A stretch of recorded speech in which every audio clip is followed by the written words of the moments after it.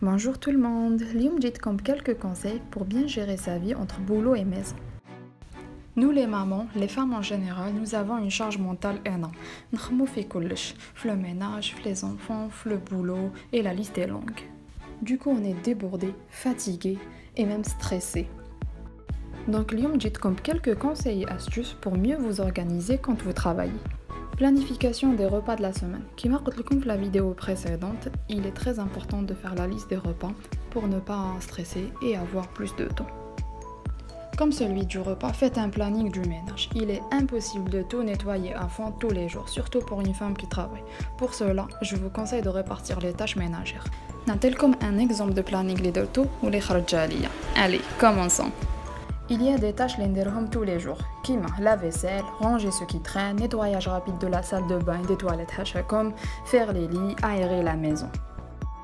Le dimanche, je fais la lessive et je passe la serpillière. Lundi, je passe un coup de balai, je plie le linge aussi de la veille, et je le range. Mardi, je la consacre pour la poussière ou le nettoyage des miroirs et des vitres. Mercredi, je passe la serpillière, je nettoie le four et le micro-ondes. Le jeudi, on balaye ou on fait aussi le repassage. Arrivant au week-end, sincèrement, je ne suis pas le genre qui traîne sur le camel à la semaine et j'ai le droit aussi de me reposer. Donc, j'essuie le sol, je change les draps et les serviettes, je range les courses dans le placard et le frigo, je nettoie la douche en profondeur. Samedi, c'est une journée pour soi, donc je m'occupe de moi, dans l'esthéticien, de shopping, ça dépend. Bien sûr, إذا نخرج le vendredi en famille ou bien une réception, j'inverse le programme le week-end.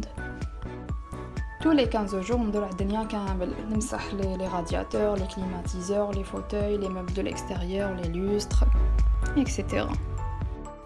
Tous les 3 mois, je trie les dressings et les placards et je nettoie l'intérieur des meubles. J'instaure une routine pour tous, pour moi, pour le papa et les enfants.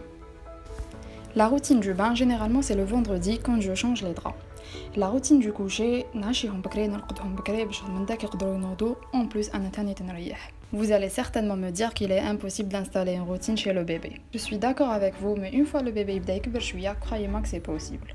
Concernant les devoirs, c'est tous les jours après l'école. Préparation des affaires lavées, c'est ce que je fais chaque jour et chaque soir.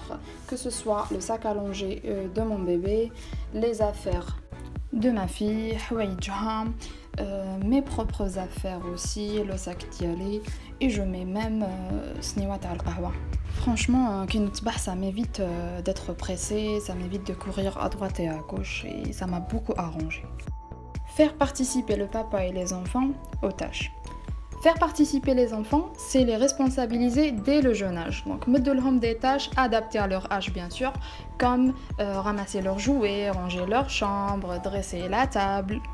Incitez aussi le papa à vous aider. Quitte qu'on aime sur la main le bébé, il peut faire la vaisselle, il peut garder les autres enfants, et voilà, il peut contribuer aux tâches. Merci, si vous aimez, partagez autour de vous.